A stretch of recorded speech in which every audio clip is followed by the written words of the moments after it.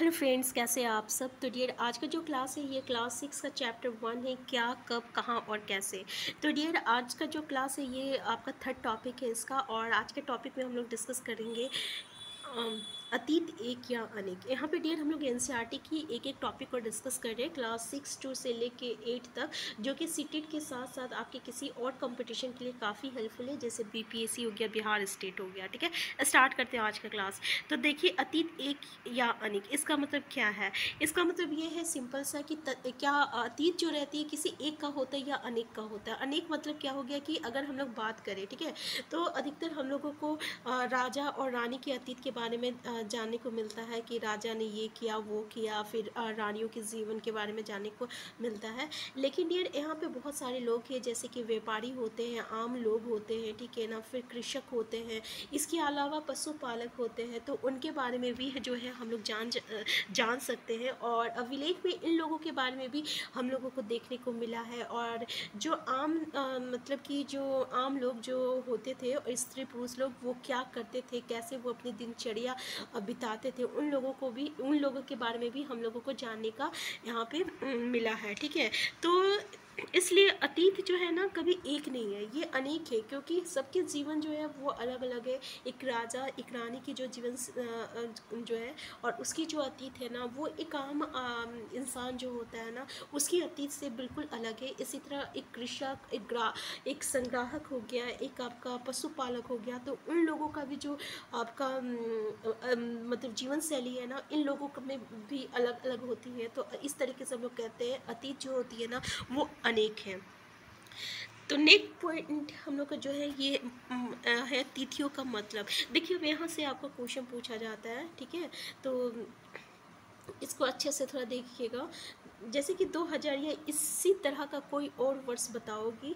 अगर हम पूछे कि अगर कोई तुमसे तिथि के विषय में पूछे, तो तुम शायद उस दिन की तारीख, माह, वर्ष, जैसे कि 2000 या इसी माह का कोई और वर्ष बताओगी। वर्ष की ये गणना ईसाई धर्म प्रवर्तक ईसा मसीह के जन्म की तिथि से की जाती है।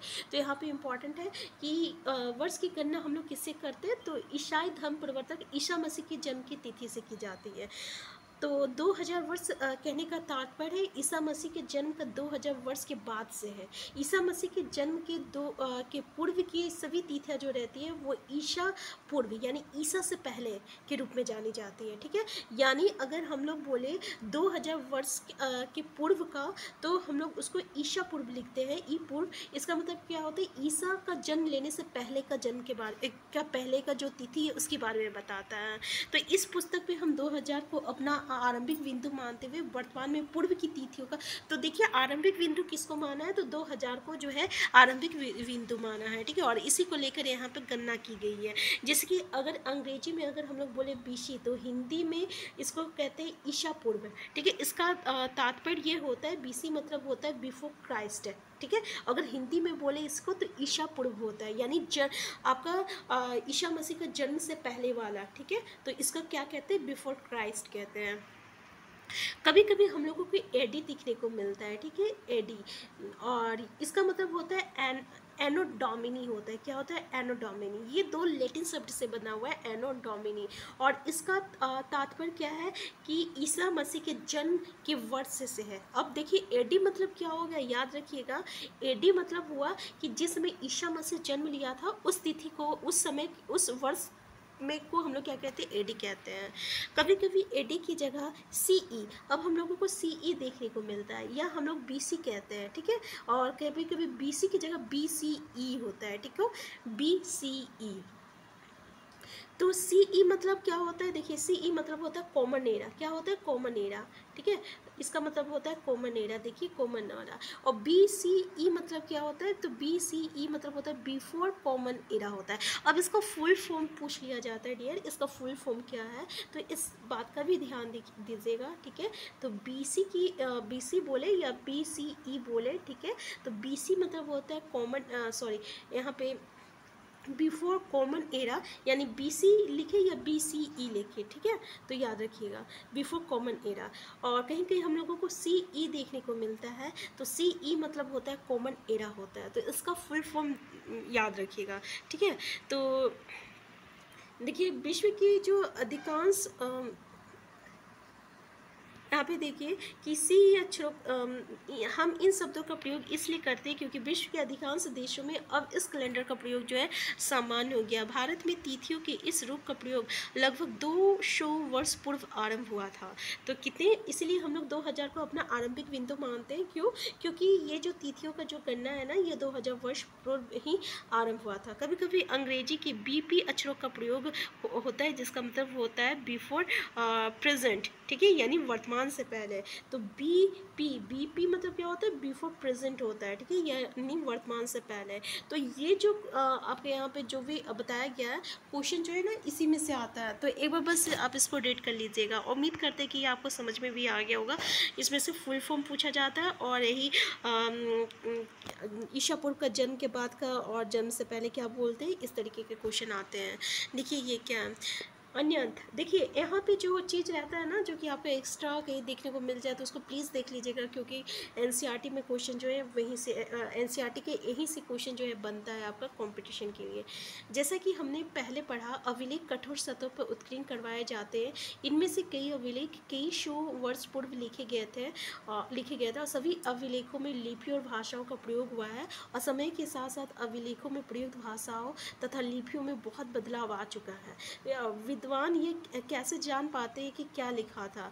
इसका पता अज्ञात लिपि का अर्थ निकालने की एक प्रक्रिया द्वारा लगाया जा सकता है। इस प्रकार से अज्ञात लिपि को जानने की एक प्रसिद्ध कहानी उत्तरी अफ्रीकी देश मॉरिशस से मिलती है। लगभग 5000 वर्ष पूर्व यहाँ राजा रानी रहते थे, ठीक है। तो समझ गए होंगे कि क्या कहने का मतलब है, कि जैसे कि याद रखिएगा, जैसे कि अभिलेख जो रहता है कठोर जो आपका सतह रहता है ना ऊपर, जैसे कि पत्थर के ऊपर पे जो है खुदवाया जाता है, तो उसी को अभिलेख कहते हैं। तो जब भी अभिलेख हम लोग लिखते हैं, कोई भी चीज़ अगर लिखा जाता है तो उसके लिए हम लोग लिपि का जरूरत होता है, और अगर हम लोग कुछ बोलते हैं तो उसमें भाषा का जरूरत होता है, ठीक है। तो वो किसी भी लिपि में लिखा गया है तो उस लिपि को जो है हम लोग जो है किस तरीके से पढ़ सकते हैं। तो इस तरीके से एक प्रसिद्ध कहानी उत्तरी अफ्रीकी देश मॉरिशस से मिलता है, और ये आपका लगभग 5000 वर्ष पूर्व जो है यहाँ एक राजा रानी रहता था। तो मॉरिशस की उत्तरी तट पर रोसेटा नाम का एक कस्बा है, और यहाँ से एक ऐसा उत्कीर्ण पत्थर मिला है जिस पर एक ही लेख 3 भिन्न भिन्न भाषाओं तथा लिपियों, यूनानी तथा मॉरिशस लिपि की 2 प्रकार में है। कुछ विद्वान यूनानी भाषा पढ़ सकते हैं। उन्होंने बताया कि यहाँ राजा तथा रानियों के नाम एक छोटे से फ्रेम में दिखाए गए हैं।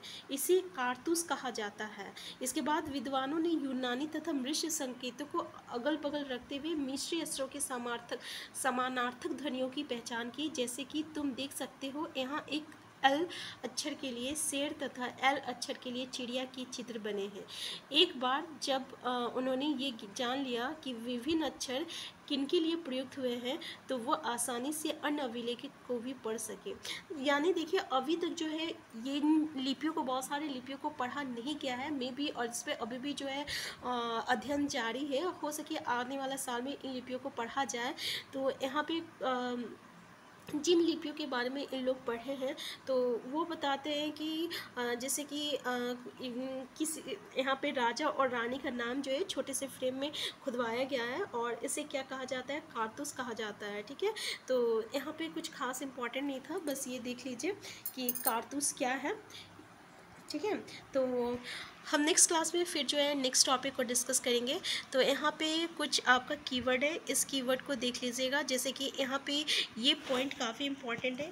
यहाँ पे जैसे कि आरंभ, कृषि का आरंभ जो है 8000 वर्ष पूर्व हुआ था, और सिंधु सभ्यता की प्रथम नगर जो है 47 वर्ष पूर्व हुई थी, और गंगा घाटी के नगर मगध जो है ये आपका 25 वर्ष पूर्व हुआ था, और ठीक है। और वर्तमान जो है लगभग 2000 वर्ष पूर्व है। यहाँ से डायरेक्ट आपका मैच द फॉलोइंग टाइप का क्वेश्चन आता है, इसी में से आता है। तो थोड़ा सा आप प्लीज़ इसको देख लीजिएगा।